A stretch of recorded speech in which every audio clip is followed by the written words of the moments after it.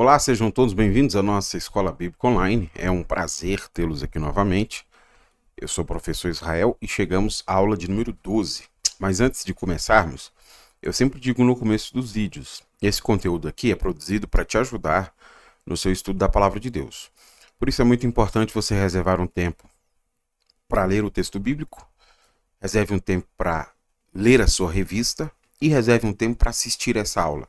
E quando você estiver assistindo, é preciso que você saiba que essa aula possui uma estratégia educacional muito própria. Ela está organizada em sessões. Aqui na descrição do vídeo tem essa informação. É a primeira informação importante, a maneira como o conteúdo está separado. São as sessões desta aula. Além disso, há também aqui na descrição do vídeo uma aula-atividade. Assim que você terminar de assistir, eu indico que faça a aula-atividade. A aula-atividade serve para a verificação do seu aprendizado.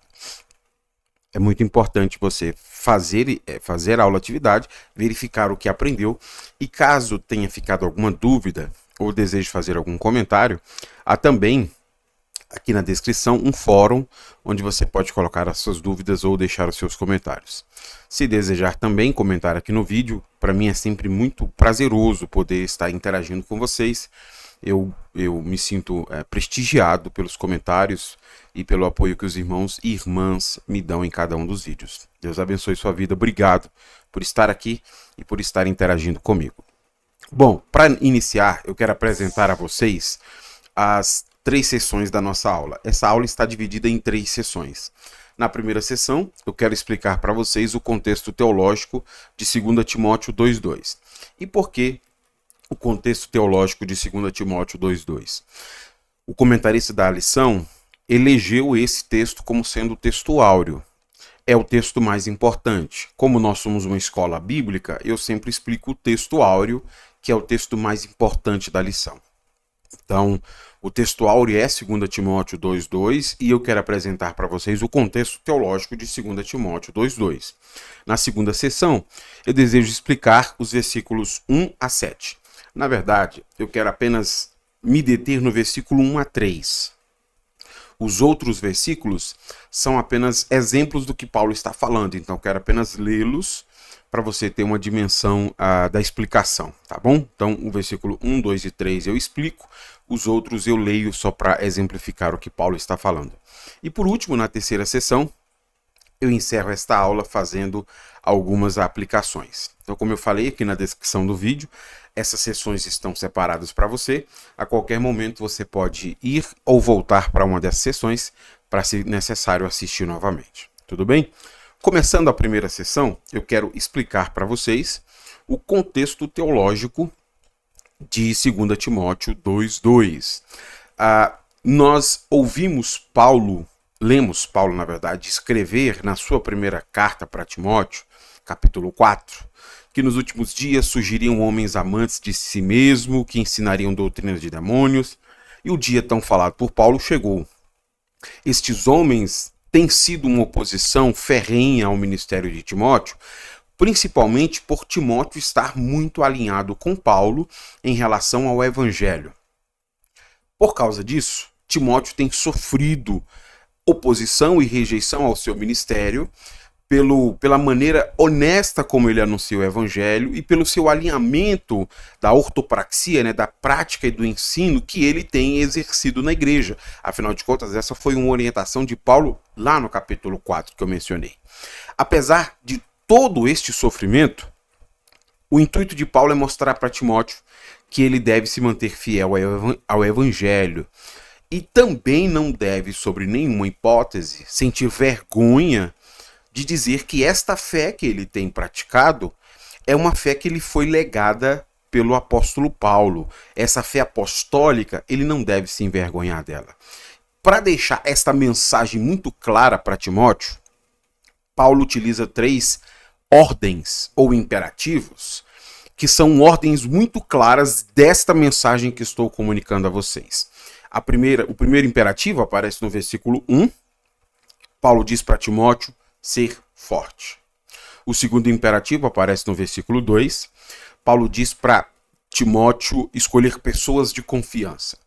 E o terceiro imperativo, que aparece no versículo 3, Paulo convida Timóteo a suportar com ele o sofrimento que é natural de quem anuncia o evangelho. São 3 ordens, mas qual que é a importância desses 3 imperativos para Timóteo? Qual que é o propósito desses 3 imperativos aqui nesse texto? E esse é um ponto importante que eu queria destacar para você, lendo este comentário do Towner. Leia comigo, por favor. Essa seção talvez antecipe uma pergunta. Como cumprir fielmente a missão que está sendo transmitida a Timóteo? Eu queria voltar aqui e queria chamar sua atenção para isso. Porque o foco da lição estará toda nessa pergunta e nessa questão que está sendo colocada. Deixa eu riscar aqui para vocês, se eu conseguir. Opa, aqui. Deixa eu pegar aqui a caneta e quero riscar. Como cumprir fielmente a missão que está sendo transmitida a Timóteo? Esta é a pergunta que nós precisamos responder nesta lição. Essa pergunta é importante. Rejeição, oposição, sofrimento, são todas questões com as quais Timóteo está tendo que lidar pessoalmente. Como ele vai conseguir cumprir a missão que está sendo transmitida a ele, apesar disso tudo? Então, esses 3 imperativos pretendem responder esta pergunta. E nessa aula eu também pretendo responder essa pergunta na explicação de cada um dos versículos. Mas antes disso, vamos seguir a leitura. Paulo busca proporcionar a Timóteo a compreensão mais completa possível. 3 imperativos são seguidos por 3 ilustrações. E aqui é estabelecido um equilíbrio literário no trecho. Bom, esse comentário então está deixando claro para a gente que essas 3 ordens que Timóteo vai receber de Paulo são ordens que Paulo dá para Timóteo com intenção. Paulo pretende deixar muito claro para Timóteo sobre como ele pode cumprir fielmente esta missão que ele recebeu. Ele fará isso, versículo 1, primeira ordem, sendo fortalecido pelo Espírito. Ele fará isso, versículo 2, confiando o evangelho a pessoas aprovadas. Ele fará isso, versículo 3, participando do sofrimento de Paulo. Eu antecipo tudo que nós veremos aqui nesta aula e no final da explicação eu coloco este quadro para que você tenha essa dimensão da resposta que Paulo está oferecendo, que isso para nós será muito útil na aplicação. Diante do chamado de Deus, como nós poderemos continuar seguindo no ministério apesar da rejeição e do sofrimento? Essas 3 respostas são respostas muito úteis para nós hoje. E eu quero oferecer essas respostas para vocês, mas antes eu quero explicar para vocês cada um desses trechos, e para isso eu começo a segunda sessão explicando a primeira ordem, seja forte, que aparece no versículo 1. Leia comigo. Meu filho, seja forte por meio da graça que há em Cristo Jesus. Quando você lê uma ordem como essa, seja forte, o que geralmente vem à sua cabeça? Geralmente quando a gente pensa em ser forte, a gente pensa no esforço de alguém, no mérito de uma pessoa, de se dedicar, de se esforçar, de se empenhar, né? Não desanime, procure forças onde você não tem. Parece até aquelas histórias do personagem, né? Do desenvolvimento do personagem, que ele vai ganhando força e de repente ele não tira forças de onde tem, consegue fazer algo extraordinário. Essa é a noção que nós temos de ser forte. Mas a noção bíblica aqui, ela é muito diferente. Primeira coisa que nós precisamos destacar nesse texto é que para poder incentivar Timóteo a obedecer esta ordem, Paulo vai dar para Timóteo uma orientação sobre quem ele é. Paulo identifica Timóteo de uma maneira muito particular. Veja comigo, Paulo chama de meu filho. Então não é uma ordem que está sendo dada a uma pessoa distante. Paulo identifica Timóteo como meu filho para mostrar para Timóteo o peso que há nessas palavras. Essas orientações que Paulo está dando não podem ser deixadas de lado. Há um tom de autoridade nisso que Paulo está falando, porque ele considera Timóteo como seu filho na fé. E Timóteo sendo seu filho na fé, Paulo quer que ele seja forte. Mas o que significa ser forte? E aqui eu preciso destacar duas coisas dentro do texto bíblico e dentro do contexto bíblico para o que significa ser forte. Primeiro, se nós fizermos um estudo de toda a segunda epístola que Paulo escreveu a Timóteo, nós vamos observar que lá no capítulo 1, versículos 7 e 8, Paulo vai relacionar a força como sendo um ato capacitador realizado pelo Espírito de Deus.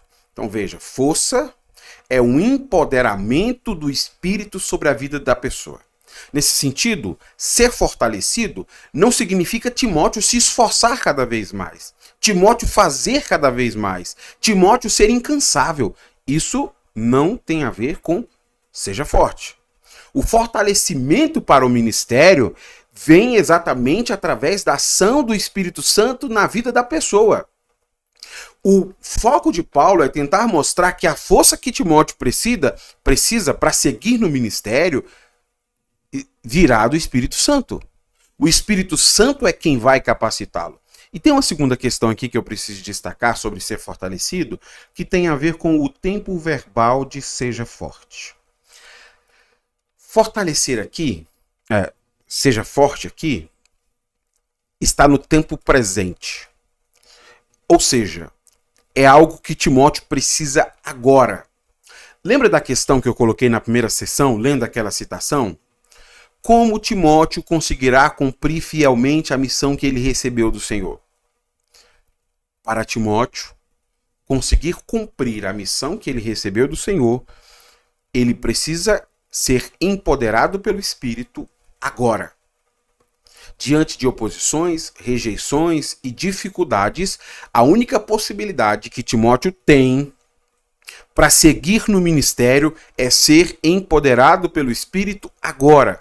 Se ele for empoderado pelo Espírito agora, ele conseguirá continuar no ministério cumprindo o chamado do Senhor. Então essa é a primeira resposta de Paulo. Mas Paulo também dá para Timóteo uma segunda ordem. E essa segunda ordem é ensine as pessoas de confiança, que aparece no versículo 2. Leia comigo, por favor. Você me ouviu ensinar verdades confirmadas por muitas testemunhas confiáveis. Agora, ensine-as às pessoas de confiança que possam transmiti-las a outros. Assim como Paulo pregou o evangelho, treinou Timóteo para fazer o que Timóteo está fazendo, Timóteo deve treinar outras pessoas para fazer a mesma coisa. A preocupação de Paulo aqui diz muito sobre a continuidade do evangelho. Mas aí Paulo faz uma advertência. Confiar este evangelho a pessoas de confiança. Deixa eu destacar isso, até coloquei de amarelo aqui, ó. Ensine-as a pessoas de confiança. Essa advertência de Paulo, ela é muito importante. Porque dar a outras pessoas a oportunidade de seguir no ministério não significa simplesmente dar um tapa no ombro delas e dizer venha fazer o que nós estamos fazendo, ou receba um cargo de liderança, ou a gente vai separar você com um cargo específico. Confiar o evangelho a alguém exige que Timóteo observe o que Paulo fez com ele e que ele deve fazer com outras pessoas. E aqui, isso está muito claro para a gente no texto, porque são três coisas muito óbvias que Paulo fez e que Timóteo deve fazer. Primeiro, você escolhe pessoas com as qualificações certas. Segundo, você treina essas pessoas. Terceiro, você confia essas pessoas no evangelho. Então perceba que a ordem de Paulo, ela precisa ser seguida de maneira rigorosa. Timóteo, primeiro procure pessoas qualificadas. Quais são as qualificações que uma pessoa precisa ter para fazer aquilo que Paulo e Timóteo estão fazendo? E aqui Paulo coloca duas qualificações. A primeira qualificação é essa: pessoas confiáveis, né? Eu já tinha até destacado aqui para vocês. Deixa eu ver se a minha caneta volta. Aqui voltou. Pessoas confiáveis. Essa é a primeira qualificação. Mas o que significa ser confiável? Confiável está relacionado ao caráter da pessoa. Isso significa que aquela pessoa é leal. O que Paulo pretende mostrar É que as pessoas que vão entrar no ministério, elas precisam ser leais a Cristo. Elas não podem se envergonhar do sofrimento pelo qual o povo de Deus passa por causa do evangelho. Ela não pode ter vergonha do evangelho. É uma pessoa que publicamente assume a sua fé. É isso que é ser alguém de confiança. Mas Paulo coloca um segundo critério. Veja comigo. O segundo critério é para que possam transmiti-las a outros. Esse segundo qualificador é que são pessoas qualificadas para ensinar outras pessoas. E aqui essa pergunta ela é importante para nós considerarmos, né? Como que a gente sabe que uma pessoa é qualificada para ensinar outros? Porque o critério está sendo colocado. Como é que a gente sabe se uma pessoa é qualificada para ensinar outras pessoas? Dá uma parada aí para pensar. Se precisar refletir profundamente, aperte pausa no vídeo e pense aí. Deixa eu colocar aqui uma orientação de Paulo que vai nos ajudar a pensar o que uma pessoa precisa ter para ser qualificada. Isso aparece em Corinto e em Romanos, mas eu queria ler apenas o texto de Romanos. Veja comigo então, Romanos capítulo 12, versículos 6 e 7. Paulo diz assim: Deus, em sua graça, nos concedeu diferentes dons. Se tiver o dom de servir, sirva com dedicação. Se for mestre, ensine bem. Aqui Paulo está dizendo que foi dado para a pessoa uma capacidade divina para que ela ensine bem. Essa capacidade divina é chamada de dom espiritual. Dom espiritual não é uma capacidade natural e inerente da pessoa. Dom espiritual é uma capacidade divina concedida à pessoa. É isso que torna uma pessoa qualificada ao ensino. Ela possui o dom de mestre. Para Paulo, o correto ensino das Escrituras depende do dom do Espírito. E às vezes a gente nem presta muita atenção nisso, mas Paulo faz questão de colocar isso como um critério para o seu ministério, e agora ele está colocando como critério para futuros ministros. Paulo escreve em uma das suas cartas, né? Quando eu fui até vocês, eu não usei retóricas. Eu preferi recorrer ao poder do Espírito. E que poder do Espírito é esse? Esta capacidade de ensinar o evangelho que lhe foi dada pelo Espírito Santo.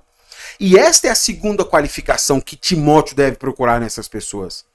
A pessoa que Timóteo deve buscar para confiar o evangelho, primeiro, são pessoas confiáveis. Eles são leais a Cristo e não se envergonham do evangelho. Segundo, são pessoas qualificadas para ensinar a outros. E essa qualificação vem exatamente por meio do Espírito Santo quem capacita essa pessoa. Não tem a ver com a racionalidade, com o currículo, tem a ver com a capacitação que somente o Espírito Santo dá. Se o Espírito Santo não capacita uma pessoa, o ensino pode ser bom ou pode ser ruim. Geralmente tende a ser ruim, principalmente por causa da filosofia exegética, que é um problema muito comum nas tradições de fé. Mas se uma pessoa for cheia do Espírito Santo e estiver ensinando cheia do Espírito Santo, este ensino sempre será bom. É isso que Paulo está reconhecendo aqui. Por isso que Timóteo deve procurar pessoas que tenham compromisso com isso. Capacitados pelo Espírito, eles vão anunciar um ensino bíblico para outros. Para a gente encerrar este segundo versículo e ir para o último, voltando à primeira questão que eu li com vocês na primeira sessão. Como é que Timóteo poderá cumprir fielmente a missão que ele recebeu? A segunda resposta é: Timóteo, depois de você verificar que a pessoa possui certas qualidades, ela é confiável e ela é qualificada, você então deve treinar essas pessoas, ensinar essas pessoas e somente depois você pode confiar nessas pessoas. Essas pessoas, então, vão substituir Paulo e Timóteo. É assim que o ministério continua. E aqui nós estamos falando de transição, né? Começou com Paulo, passou para Timóteo, e agora Timóteo é responsável por passar isso para outras pessoas. Se nós desejamos ver o evangelho avançar, ele não pode morrer comigo. E essa é a segunda resposta que Paulo está dando para Timóteo. O evangelho, para avançar, ele precisa de novas pessoas. Essa nova capilaridade para que Tenho novas pessoas anunciando a Cristo, fazendo isso de maneira apropriada. E não pode ser qualquer um. Você consegue imaginar como isso aqui é importante? Porque esse treinamento e essa qualificação não são coisas de um final de semana, são coisas de uma vida. O compromisso de Timóteo é agora, neste momento, procurar pessoas qualificadas. Depois de procurar essas pessoas qualificadas, ensinar essas pessoas, que é dar o treinamento, e somente depois confiar a elas a responsabilidade de fazer aquilo que ele faz. Será que a gente observa essas questões? Nós ainda não chegamos na aplicação, mas isso aqui me provoca bastante. Será que nós estamos observando isso na hora de escolher pessoas para o ministério? Será que nós estamos procurando qualificações nas pessoas? Será que nós estamos treinando pessoas? Será que nós estamos confiando em pessoas?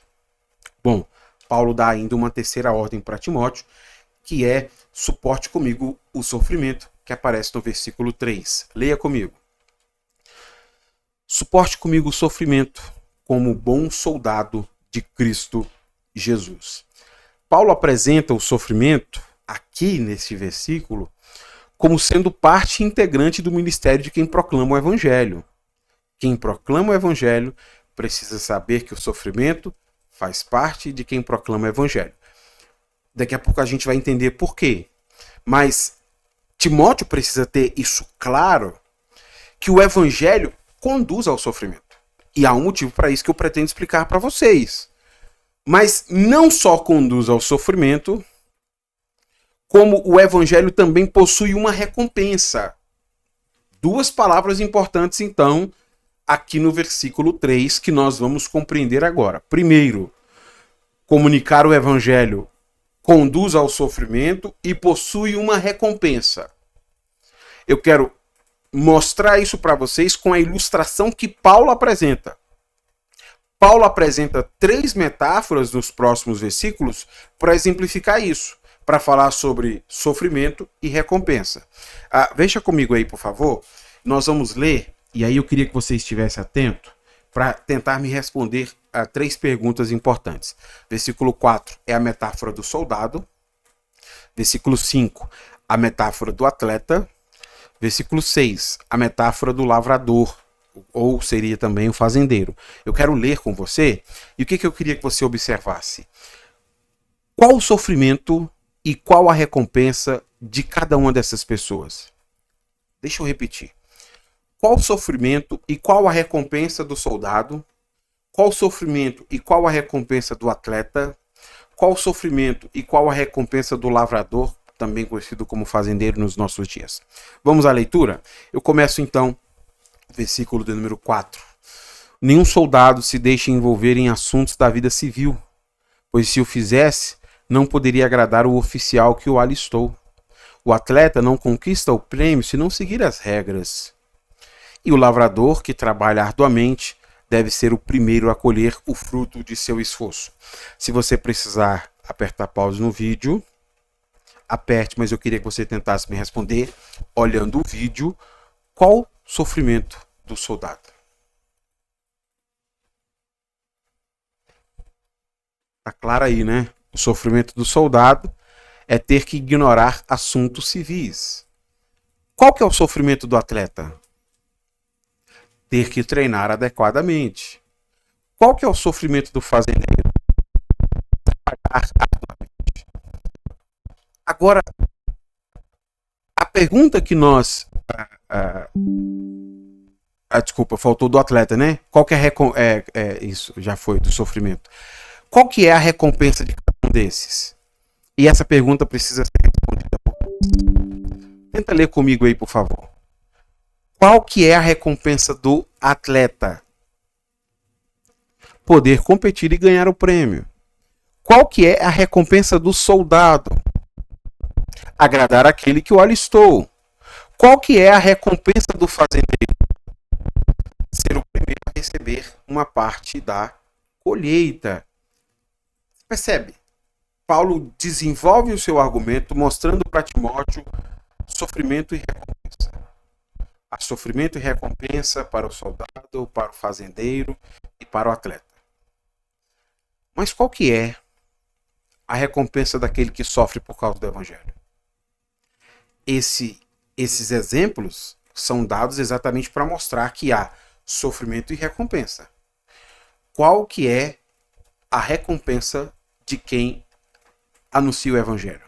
Vamos ler novamente, tentar identificar isso? Observe comigo aqui, versículo de número 3 e 4. Suporte comigo o sofrimento, como bom soldado de Cristo Jesus. Nenhum soldado se deixa envolver em assuntos da vida civil, pois se o fizesse, não poderia agradar o oficial que o alistou. Eu não sei se você consegue perceber nesse momento o que Paulo está dizendo, mas existem algumas ideias que são muito estranhas para recompensas daqueles que anunciam o evangelho. Por exemplo, imagine comigo a seguinte cena. Eu chego para você e digo assim, olha, eu estou chamando você para nos ajudar a anunciar o evangelho e a recompensa será financeira. O que você me diria quando eu lhe prometesse isso? Olha, essa ideia não está no texto. Não é isso que está sendo prometido. Ah, não está sendo prometido isso? Não, então deixa eu ver outra coisa. Ah, já sei. Você está sendo chamado para anunciar o evangelho, vai ter sofrimento, mas a recompensa vai ser honra. O seu nome vai ser conhecido aqui na terra. Todo mundo vai saber quem é você. O que você diria? Mais uma vez, a questão é, olha, isso aí não está no texto aí não. A recompensa do texto aí é muito específica. Qual que é a recompensa do soldado? E eu queria ler com vocês, William Monse escreve o seguinte: o soldado cristão tem apenas um objetivo e propósito: dedicação total à tarefa dada no esforço para agradar ao seu Senhor. É isso. É essa a recompensa do soldado. E é isso que Paulo está dizendo. Por isso que o sofrimento faz parte.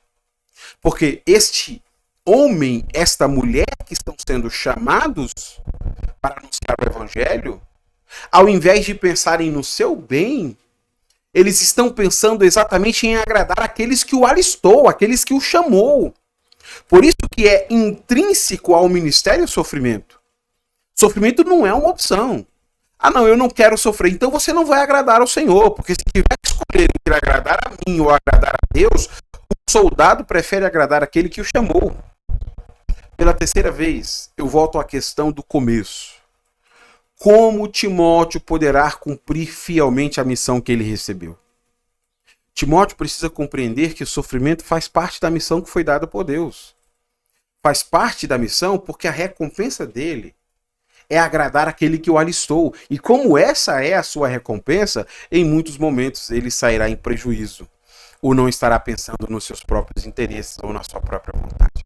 É muito importante que isso esteja claro para você. Porque se nós não observarmos isso, estivermos pensando em nós e não naqueles que nos chamou, nunca será vantajoso. Porque não tem a ver com o nosso nome, com a nossa riqueza, com o nosso... Não. Tem a ver com agradar aquele que chamou você para anunciar o evangelho. E é isso que Timóteo precisa deixar claro para os novos candidatos. Não é entrar no ministério para ficar rico, para ter um nome famoso, é entrar no ministério para agradar ao Senhor que nos chamou. Bom, resumindo tudo que eu disse a vocês, a pergunta do começo foi: como cumprir fielmente a missão que recebemos do Senhor? E Paulo oferece 3 respostas. Versículo 1, é necessário ser empoderado pelo Espírito do Senhor agora. Versículo 2, é preciso preparar pessoas confiáveis e qualificadas para o ensino, para o ministério. Versículo 3, é necessário ser um soldado cristão que sofre com o intuito de agradar quem o alistou. Essa é a síntese. Eu disse isso no começo, disse isso no fim, e é importante você ter muito claro tudo isso que eu expliquei. Se precisar, você pode assistir a segunda sessão novamente. Eu preciso muito que você tenha isso claro, porque esse é o escopo da mensagem de Paulo para Timóteo. Sabendo disso, eu queria partir então para a terceira sessão, fazendo algumas aplicações. Primeira aplicação. Cada cristão precisa buscar o poder de Deus. Cada cristão precisa buscar o poder que Deus colocou à sua disposição para que ele consiga ir ao ministério. Veja, nós precisamos ter isso assim muito claro para nós. Como é que alguém consegue cumprir um ministério com oposição? Como é que alguém consegue se manter no ministério com oposição? E a resposta é bem simples. Apenas quem é empoderado pelo Espírito Santo. Por isso que cada cristão é chamado para isso. Cada cristão é chamado para ser empoderado pelo Espírito de Deus. Para quê? Para que essa pessoa perceba como o próprio Deus irá capacitá-lo. E aqui eu compartilho com vocês a minha experiência pessoal como pastor de igreja local há 14 anos e já ter pensado em fazer outra coisa e abandonar o ministério pastoral muitas vezes. A única força que me fez manter no ministério foi a força de Deus. Não foram convicções pessoais, não foram propostas financeiras, não foram honras, nada disso. Se não é o poder de Deus, você não continua. E por isso que o número de pessoas que desistem do ministério é muito alto. Provavelmente na sua igreja local você já teve alguém ou conhece alguém que desistiu do ministério. Porque chega um momento que a nossa força é insuficiente. As nossas motivações são insuficientes, as nossas convicções são insuficientes. Quando não tem força em nós, a única força capaz de nos fazer continuar no ministério, sofrendo e sendo rejeitados, é aquela que está disponível para nós por meio do Espírito Santo. O Espírito Santo é a força que precisamos para continuar. Por isso que cada cristão precisa do Espírito Santo empoderando a sua vida. Porque senão você nem entra. Será que é por causa disso que você não entrou? Ou será que é por causa disso que você está querendo sair? Porque você está tentando encontrar em você mesmo a força que você não tem? Você vai fracassar se continuar procurando em si. O que precisamos é ser empoderados agora. E Paulo explica mais sobre isso no capítulo 1. E eu indico que você leia. Você precisa desta força do alto para seguir avante no chamado do Senhor. Segunda aplicação. Não conseguiremos, apesar de estar escrito 1 aí é 2, tá? Não conseguiremos seguir no ministério se não formos fortalecidos pelo Espírito. O que eu estou te dizendo tem a ver com a continuidade da sua vida ministerial. Vida ministerial não é foto de Instagram, vida ministerial não é sucesso no YouTube, vida ministerial não tem nada a ver com isso. Essa vida pop ministerial, ela não é condizente com a fé cristã. A vida ministerial é aquela que está comprometida em agradar ao Senhor. Ela não está pensando no meu nome e na minha reputação. Ela está pensando no nome de Cristo e no senhorio de Cristo, na glória de Cristo. E às vezes nós estamos olhando com a perspectiva errada. Eu já percebi isso diversas vezes. Eu não quero sujar meu nome com isso. Eu não quero me envolver com uma coisa tão pequena. E aí nós abandonamos mesmo. Porque tendo a perspectiva errada, a gente não vai seguir. Nós não vamos seguir no ministério se o Espírito Santo não for a força que nos motiva a continuar. Não foi Deus que te chamou, é Ele que te fortalece para continuar. Se você está pensando em desistir, eu queria que você parasse e orasse sobre esse aspecto. O Senhor é a força que você precisa. Você não precisa de reconhecimento, de aplauso. Isso não vai mudar o seu status. Isso não vai te motivar mais. Isso são enganações do mundo corporativo. A nossa luta não é contra pessoas, nós estamos lutando contra potestades espirituais. Aplausos não para Satanás. Elogios não brecam a obra do diabo. Apenas Cristo o faz. E nós precisamos então da força de Cristo para fazer o que precisamos fazer. Se não for a força de Cristo, todo o tempo você vai precisar deste reforço positivo. Ai, meu Deus, eu não recebi nenhum elogio. Eu não recebi nenhum presente de aniversário. Ai, mais um aniversário eu não ganhei presente. Não fizeram um prédio com o meu nome. Você nunca vai conseguir avançar.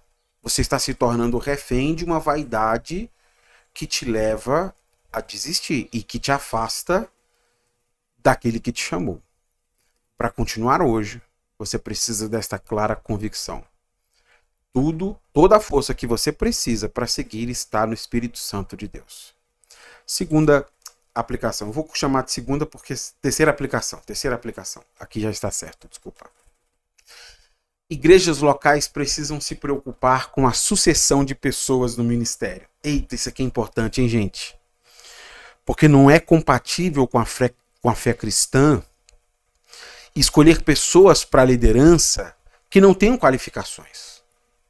Não tem como escolher pessoas que não são confiáveis. Pessoas que se envergonham de Cristo, que se envergonham do Evangelho. Não é possível escolher pessoas que não são aptas para ensinar. E às vezes nós deixamos a sucessão para quando fulano morrer. Não, deixa, quando fulano morrer, a gente pensa aqui na sucessão. Não é possível. Paulo está vivo e preparou Timóteo. E vivo ele está aconselhando Timóteo. Timóteo, você precisa preparar mais pessoas. Isso não vai acontecer espontaneamente. Não é espontaneamente que nós temos um processo de troca ministerial. Isso não é espontâneo. Se engana quem acha que é. Espontaneamente as pessoas vão surgindo, vão se preparando. Não acontece assim. A igreja precisa primeiro escolher pessoas corretas. Se nós não temos pessoas corretas, eu queria aplicar isso na próxima. Se nós não temos pessoas corretas, nós não deveríamos escolher ninguém. O que são pessoas corretas? Confiáveis e aptas. A exigência é muito clara. Ah, não, a pessoa está aqui, mas não é muito confiável. Mas só tem ela, o que nós vamos fazer? Eu pretendo responder isso na próxima pergunta. Muitos dos nossos fracassos ministeriais acontecem por causa disso. A gente não está pensando em sucessão. Aí a gente coloca uma pessoa totalmente desqualificada, que nunca foi treinada, e confia desconfiando. Não, vamos dar, mas vamos ficar avaliando. Vamos ficar no pé, porque não tem como confiar numa pessoa dessa. Se não tem como, por que colocou? São os problemas que nós temos. E nós não estamos sabendo lidar com eles porque nós não estamos olhando o que a Bíblia está dizendo. A igreja precisa procurar pessoas qualificadas. E a qualificação, veja que essa bíblica é a melhor que tem. Porque eu não posso procurar qualificação, por exemplo, de são pessoas que usam gravata. São pessoas que fazem a barba. Não, a qualificação é ser confiável. Essa pessoa não vai negar sua fé? Ela reconhece publicamente Cristo como Senhor? Ou na igreja ela é cristã e fora da igreja ela não pode assumir a sua fé? Segundo, essa pessoa é apta para ensinar? Ela foi empoderada pelo Espírito de Deus? Ou não? Essa pessoa é água com açúcar? São questões que a gente precisa considerar. Primeiro, vamos procurar gente qualificada. Achamos essas qualificações? Vamos agora treinar essas pessoas. Depois, vamos confiar a elas. E esse não é um processo, gente, que acontece numa semana. Isso não acontece num mês. Isso não acontece quando o pastor morre e precisa colocar outra pessoa. Isso precisa ser pensado. A igreja precisa pensar isso. Quarta aplicação. Muito do nosso fracasso em eleger novos ministros está relacionado à falta de critérios bíblicos. Ixi, irmãos, isso aqui é um problema muito sério. Porque nós, às vezes, estamos criando critérios que não tem nada a ver com o que a Bíblia diz. Eu lembro dessa história, né? Uma história que se contou muito tempo entre jovens obreiros. O pastor chamou o irmão para ser o novo dirigente da igreja. E aí marcou mais cedo com o irmão para ir para a igreja. E o pastor chegou lá e falou: olha, você vai assumir hoje, mas antes eu queria que você lavasse o banheiro da igreja. Aí o pastor foi lá, lavou o banheiro da igreja. Aí no final o pastor disse: tá vendo? Se ele não tivesse lavado o banheiro, não daria posse para ele. Porque precisa ser humildade de lavar banheiro. Você consegue imaginar como lavar banheiro não tem nada a ver com serviço ministerial? Não tem nada a ver com você ser confiável? Não tem nada a ver com você ser apto para ensinar?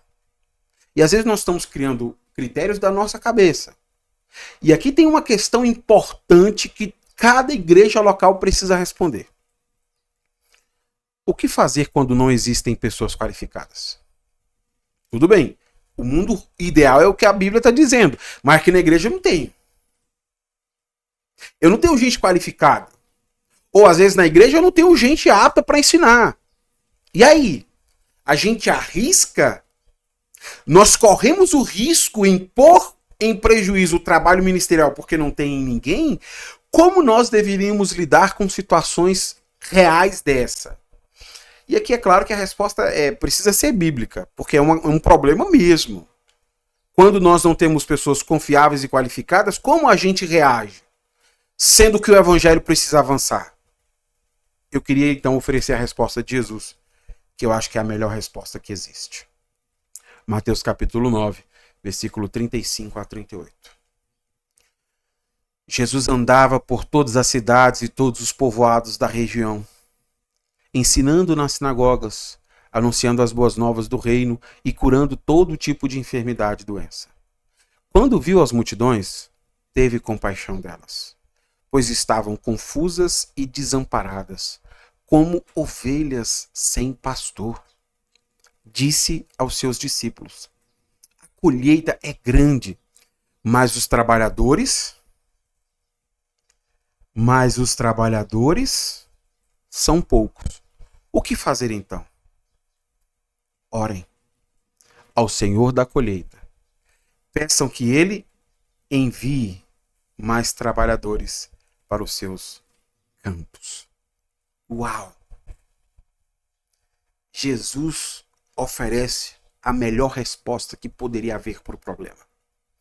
Ao invés de nós sacrificarmos o ministério, colocando pessoas que não possuem qualificações necessárias, nós deveríamos orar ao Senhor. Nós deveríamos orar ao Senhor pedindo que Ele envie trabalhadores qualificados. Então veja, se o Senhor pode enviar trabalhadores qualificados, de maneira nenhuma vale a pena correr o risco de escolher pessoas que não possuam qualificações. Será que nós estamos orando por isso? Deveríamos. Toda igreja local deveria orar por isso. Senhor, nós não temos pessoas qualificadas e a obra precisa avançar. O que faremos? Vamos pedir ao Senhor da obra que envie. E Ele envia. O que nós não podemos fazer, colocar gente desqualificada para prejudicar o Evangelho de Cristo. Você viu como a resposta bíblica ela é muito mais precisa? Porque nós não podemos ser mais zelosos do que Deus. E eu falo isso com um temor muito grande no coração. Nós não podemos ser mais zelosos do que Deus. Se Deus nos orientou no seu Filho Jesus que nós devemos orar, por que nós queremos queimar esta etapa escolhendo gente desqualificada? Vai dar problema. Vai dar problema. Vamos seguir a orientação de Jesus? Ah, mas vai ficar muito tempo parado. Nós não podemos ser mais zelosos do que Deus. Se tem ovelha sofrendo sem pastor, vamos pedir ao Senhor da obra que mande gente para cuidar dessas ovelhas. Vamos fazer igual Jesus. Vamos chorar pelas ovelhas sem pastor. Vamos sentir a dor de não ter gente qualificada. E vamos orar ao Senhor. Quando essas pessoas qualificadas chegarem, a gente treina. E quando treinar, a gente confia. O processo bíblico é muito mais simples e muito mais confiável. Quinta aplicação. O cristão participa do sofrimento visando a recompensa de agradar a Deus, que o chamou para anunciar o Evangelho. Isso aqui é importante para todos nós, porque sofrimento faz parte do ministério exatamente por causa do compromisso de quem está no ministério. O compromisso de quem está no ministério não é com a sua honra, não é com o seu nome, não é com a sua reputação. O compromisso de quem está no ministério é agradar ao Senhor que o chamou. E por causa disso que há sofrimento. Mas essa também é a recompensa. A minha recompensa é saber que eu estou agradando a Deus, que me chamou. Eu estou muito satisfeito. Porque o soldado foi chamado para isso e o soldado está fazendo aquilo que foi chamado para fazer. E nós devemos ter isso muito claro na nossa cabeça. Porque às vezes ficam criando desejos que são estranhos ao Evangelho. Eu queria fazer isso na sexta aplicação. O meu sonho é ser um grande pregador para Deus soprar meu nome, para ser conhecido, para as pessoas falarem de mim. Pura bobagem. Não fomos chamados para isso. Fomos chamados por Deus e o nosso desejo deve ser agradável. Por isso que nós vamos sofrer. Porque para agradar a Deus, em muitos momentos, nós vamos desagradar estruturas, falsos mestres, falsos profetas. Para agradar a Deus, nós vamos, em muitos momentos, ter que lidar com situações constrangedoras. Mas o nosso prazer e satisfação é agradar a Deus, que nos chamou. Foi Ele que nos chamou. E é Ele que nós devemos prestar conta. Sexta aplicação.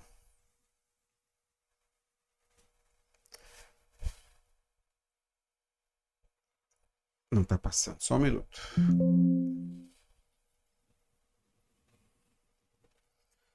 Só um minuto que eu vou passar aqui, porque ele deu uma travada. Ok. Ele deu uma bloqueada ali, mas já ele volta, tá?